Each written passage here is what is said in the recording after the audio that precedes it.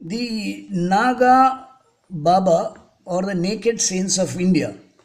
It so happened that 2 days back I made a video on them in Malayalam, and many North Indian friends of mine asked me to make it in a language that they understand better. So I thought I'll make it in English. Here I am. So we are talking about the Naga Babas, the naked saints. Now, these Naga Babas, they don't have a very good reputation among the society. They are considered to be very vulgar, indecent, dirty, whatever, and they are rejected outrightly by most of the people. Majority of human beings reject them, even in India, and they have been criticized, abused. There are a lot of write-ups, editorial in the newspaper everywhere. And in a democratic country like India, where we have freedom of speech, freedom of expression, freedom of thought, well, we have every right to criticize, abuse, or whatever, express our feelings regarding to something that we disagree with. Believe me, in the beginnings, even I had the same. When I saw their pictures and the videos of this naked roaming Babas or saints, whatever, I felt it is very bad for the society. But then I always have a habit of asking what, when, and why. And I feel, everybody should develop this habit. When we see something strange, abnormal, out of the world, then I think we should be asking this question, why? Why it is so? So I just did that. And I found some answers which I felt I should be sharing with people who may be interested in knowing. I'm not trying to impose anything. I'm just trying to share my bit of knowledge. Basically, I'm an agnostic. So to become an agnostic, I studied some subjects, and whatever bit of knowledge I have, I'm just trying to share it. So as I was saying, these Naga Babas, when you think about it, when I ask myself this question, why, I just felt, see, it's not comfortable roaming naked, especially in North India. North India, at this given point of time, the temperature is somewhere around less than 10 degree, especially in Uttar Pradesh and the areas around Ganges and the, what do you say for that, Ujjain and Guwahati, all these areas, it is damn cold. So it is not easy, to just rip off your dress, get into the river early morning, 3 o'clock, 4 o'clock in the morning, take a dip in the river, and then again roam naked, totally naked all through your life. It did not, stick with me. I just couldn't digest it as to, hey, how do they do it? For me, even a normal Kerala or Bombay climate, in cold season, even after wearing sweaters, I shiver. So I just could not digest it. I said, why the hell are they doing it? So I started my inquiry from there. And then what I found is these Naga Babas believe in an Indian philosophy of moksha. So for that, I will have to tell you something basic about the Indian philosophy. So now see, in all over the world, we have certain philosophies. People or human beings always thought about what happens after death, and there are a lot of philosophies which tells you what happens after death. In the same way, in Hinduism also, there is the philosophy of moksha or liberation. What the Hindus believe basically is in that everything is God's. Everything is God. So everything comes from God and goes back to God. And there is only one omnipresent God. And that one omnipresent God is in Hinduism called as Paramatma or Brahman. Now, don't be confused. Brahma, the Trimurti Brahma is different and Brahman is different. Anyway, Brahman or the Paramatma, the ultimate, the one and only omnipresent God. Everything comes from it, goes back to it. And it's a journey. It's a return journey, like a return ticket. But in that journey, there is, in between that journey, there is something called Maya. The moment, the Atma or the soul, once it enters the world of Maya, the Atma or the soul cannot survive without a body. So it requires a body. And in Hinduism, body is the body of what is a planet Earth. On planet Earth, it is believed that there are 6 types of bodies. Basically, the creatures of the sea, then the crawling creatures like insects, reptiles, etc. And then we have the plants, the birds, the animals. And the sixth and final body is that of a human being. Now, it is believed to get moksha or liberation, to go back, the final body that you have is that of a human body, and it is only possible to get moksha or liberation through the human body. That is the gateway of liberation is the human body. It is believed for the believers. I'm not talking for everybody. It's for the believers, those who believe in it. So the human body is the gateway for liberation. Why it is so? Because human beings are the only creatures with intelligence and intellect to decide what is right and wrong, to choose the path, or select and do right things at the right time. Whereas the animals, they don't. They just do the routine what they need to survive. And that's why the lower forms like insect, reptiles, they elevate. Like for example, an insect, when it dies, it elevates to a higher form of life, and finally it elevates to become a human being. And after becoming a human being are the ones who has the ability to go back to God, and for that he has to perform certain things in this life. If not, again he is reborn as some lower creature. That's the belief for the believers. Okay, so this is the basic principle of rebirth and moksha or liberation. So again, in the path, again for liberation, there are four paths. Even in the Bhagavad Gita it is mentioned there are four paths. One is called Jnana Yoga, then we have the Bhakti Yoga, and then we have the Karma Yoga. Now, Jnana Yoga is the path of knowledge. That is, you learn different subjects or whatever, and then you teach others. To learning and teaching. That is Jnana Yoga. Then you have the Bhakti Yoga. That is the devotional path, where you spend most of your time in devotional prayer, and you can go to your church, mosque, or wherever you spend your time for devotion. Pray full time or whatever, and then you get liberated because of your devotion. Then there is a path of Karma Yoga, where you do your duty with utmost sincerity, whatever is your duty, whether you're a soldier or a office going guy, whatever. You do your duty, and everything that you perform, you're doing it with utmost sincerity and surrendering every action of yours to God. When you do that, you're doing Karma Yoga. Now the fourth yoga, final path, is that of the Hadaga Yoga. Hadaga Yoga is where the yoga and all that stuff comes in a penance. Penance come, hard penance, and everything comes in that. So this Naga Babas, the Aghoras, they believe in this fourth path of Hadaga Yoga, where they do lot of hard penance and put the body into hardship, and they feel that is the only way to liberation. That is their belief. So they are doing it. For this, what they do, the first step to this for this is they call something called Pindadan for their body. Now Pindadan is something that is done when a person is dead.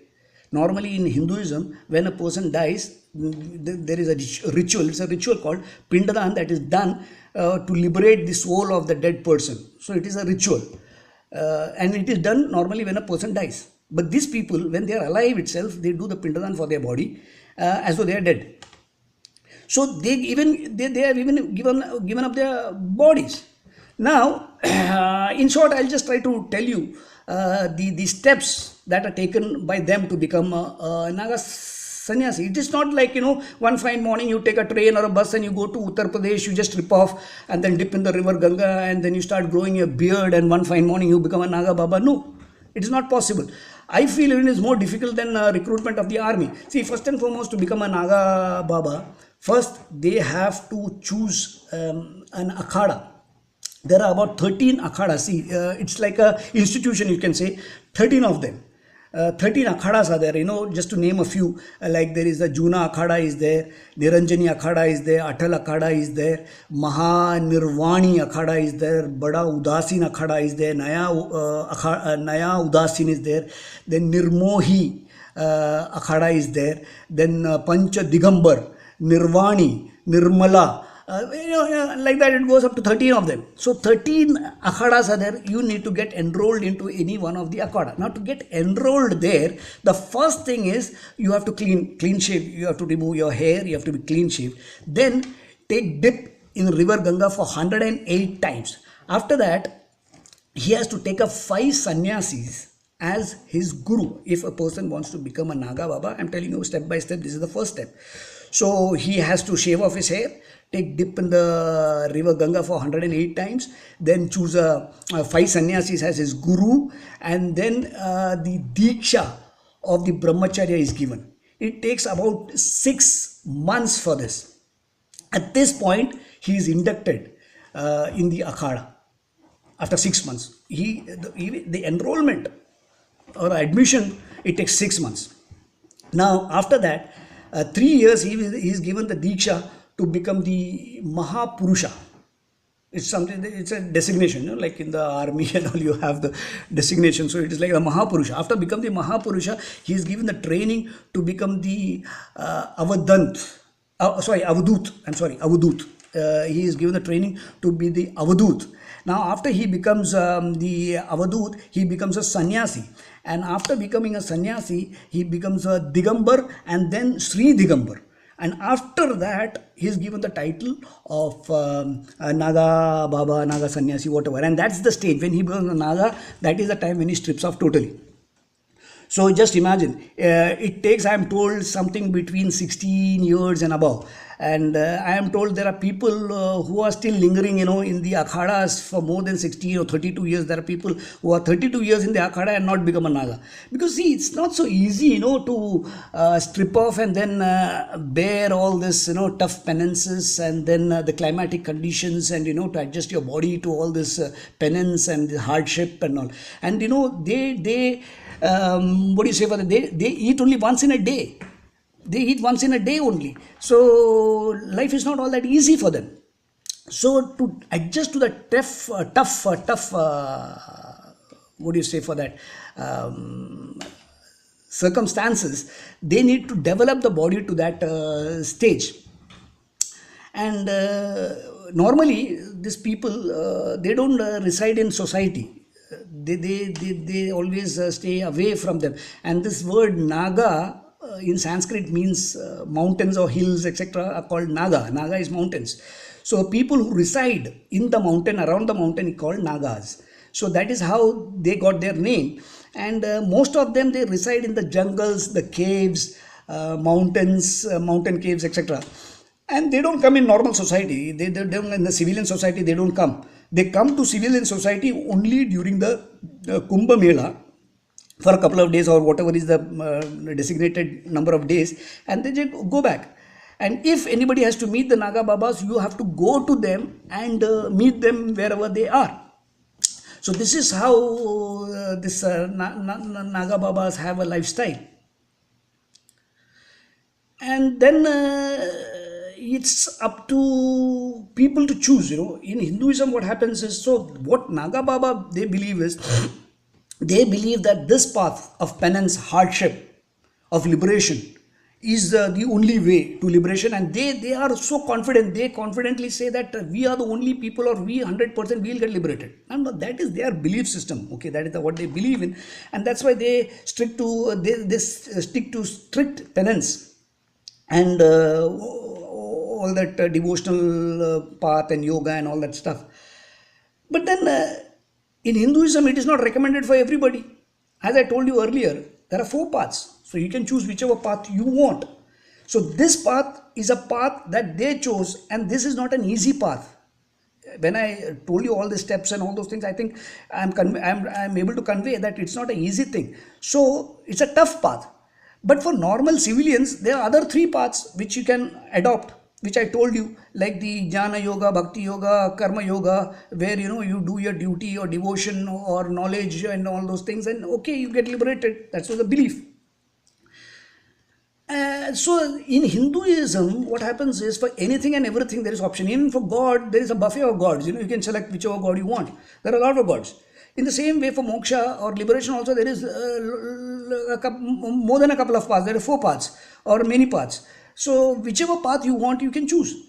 It's like, one person wants to travel from one place to another, like somebody is traveling from Kerala to Delhi, for example. Then, there is an option of going by flight. You can go by flight, you can go by bus, you can go by train, you can go by walking, you can go by bike or whatever, bicycle. It's your choice. So, like a person going by flight doesn't need to criticize a person going on a cycle. See, ultimately you need to reach to your destination called New Delhi. From Kerala you want to go to New Delhi, well, your destination is New Delhi, one fine day you will reach there. That's the ultimate goal. So in Hinduism, the ultimate goal is to reach back to God. Now, which path you choose is your choice. It's not a compulsion. Yes, for normal human beings, when we are residing in a society, wearing dress, go roaming in cars with children, family, and all those things, we feel that this is bad, and we feel what we are doing is correct. That's our feelings. Okay, we have our right to keep it, but to say that they are wrong, I don't know how it is possible. It is their choice. And don't think that these people are all very cheap, what do you say for that, vulgar people. See, there are many people who are once upon a time rich. There are many people who are very wealthy, rich people who gave up everything society, and they became a Naga sannyasi or Baba. There are many foreigners, Europeans, becoming Nagas. From every walk of life, there are people who become Naga. And Nagas, once you become a Naga, the amount of knowledge, spiritual knowledge they possess is said to be very high. Now, said and done, there are a lot of duplicate Babas also. Normally a Naga Baba is a person, I told you, who gives up everything, even including his body, clothes, everything he gives up. And after giving up everything, why the hell should a person go back behind material things? It doesn't happen so. But then today there are a lot of duplicate Babas also. There are many Babas who drink or they smoke, or not smoking, whatever you say for that, sex and meat and all nonsense, all sort of nonsense they do. Yes, there are such people also. But the original Naga Babas, as far as my knowledge goes, are people who renounce everything. After renouncing everything, why the hell should they go behind material things? If they wanted material things, they could have stayed where they were once upon a time. They don't have to become a Naga Baba. So after becoming a Naga Baba, they have renounced everything. It's a path of renunciation. So, and one more thing is there, when they go for travel, I told you, they are in the jungles and they don't come to society. Supposing if they come to society for the Kumbh Mela, or if they happen to come for the Kumbh Mela, they normally stay in the jungles, and it's only for the Kumbh Mela. Kumbh Mela is something that happens once in 12 years and once in 6 years. And then every 3 years there is the small Kumbh. The Maha Kumbh Mela is once in 12 years. So in Maha Kumbh Mela, they come for the holy dip. So when they come to society, or when they are traveling, they, as I told you, they eat only one time meal, only once in a day in the evening they eat something. Otherwise, the full day, 24 hours, they don't eat.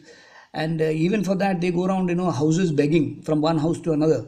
So they go around 7 houses, exactly 7 houses, not more than that. So they go begging in 7 houses, and from the 7 houses, if they get something, they eat. If they get nothing, they don't eat anything. Whatever they get after begging for 7 houses, they eat that. So many of these beggars, they are not beggars, they were rich people, they were educated people, like you and me, and they got fed up with life, because just running behind money, they making sense, they couldn't get peace of mind. And when they renounced everything, they gave up everything, including their clothes, and then when they got into this path of renunciation and penance, they realized that they had a lot of peace of mind or happiness or whatever. That is their experience. We cannot say that it is wrong or right. It's their choice. So basically, my idea of making this video is just to explain or tell you what I know about them. You can go to Google it up, or you can search and research about it. Well, this is what I know about it. So this is why they are naked. I just want to tell you why they are naked, and this is the reason why they are naked. I hope I am able to convey my message, and if it is helpful to anybody, I'm honored. Thank you very much for listening. Good day. Bye.